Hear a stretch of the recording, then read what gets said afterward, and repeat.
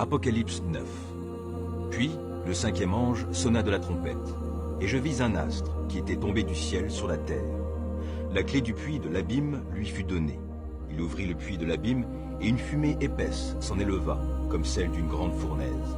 Le soleil et l'air furent obscurcis par la fumée qui s'échappait du puits. De cette fumée sortirent des sauterelles qui se répandirent sur la terre. Il leur fut donné un pouvoir semblable à celui des scorpions. Elles reçurent l'ordre de ne pas faire de mal à l'herbe de la terre, ni à aucune plante verte, ni à aucun arbre, mais de s'attaquer seulement aux hommes qui ne portent pas le sceau de Dieu sur le front. Il leur fut donné non pas de les tuer, mais de les torturer pendant 5 mois. La douleur qu'elles causaient ressemblait à celle qu'une piqûre de scorpion inflige à un homme. En ces jours-là, les hommes chercheront la mort, mais ils ne la trouveront pas. Ils l'appelleront de leur vœu, mais la mort les fuira.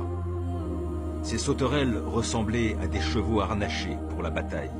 Elles avaient sur la tête comme des couronnes d'or, et leur face ressemblait à un visage humain.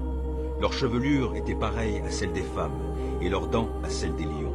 Leur thorax paraissait cuirassé de fer, et le bruit de leurs ailes évoquait le fracas d'une charge de chars tirés pour le combat par de nombreux chevaux.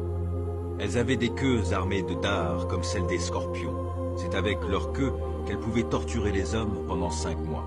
Elles avaient pour roi l'ange de l'abîme, qui s'appelle en hébreu Abaddon et en grec Apollyon. Le premier malheur est passé. Voici, 2 malheurs encore viennent après lui. Le 6e ange sonna de la trompette. J'entendis alors une voix sortant des 4 cornes de l'autel d'or qui se trouve devant Dieu. Elle disait au 6e ange qui tenait la trompette, « Libère les 4 anges qui sont enchaînés au bord du grand fleuve, l'Euphrate. » On délia donc les 4 anges tenus prêts pour cette heure, ce jour, ce mois et cette année, afin qu'ils exterminent le tiers de l'humanité. Ils étaient 200 millions de cavaliers combattants. C'était leur nombre tel que je l'entendis. Voici comment, dans ma vision, je vis les chevaux et leurs cavaliers.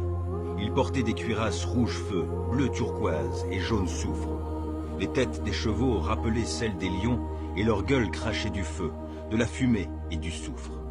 Par ces 3 fléaux qui sortaient de leur gueule, le feu, la fumée et le soufre, le tiers de l'humanité, fut exterminé. Car le pouvoir des chevaux se trouvait dans leur gueule et dans leur queue.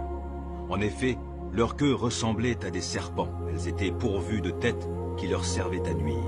Mais le reste des hommes qui avaient survécu à ces fléaux ne renoncèrent pas à leur façon d'agir. Ils ne cessèrent pas d'adorer les démons ainsi que les idoles d'or, d'argent, de bronze, de pierre et de bois, bien qu'elles soient incapables de voir, d'entendre et de bouger. Ils ne renoncèrent pas à leur meurtre, à leurs pratiques magiques, à leur immoralité et à leur malhonnêteté.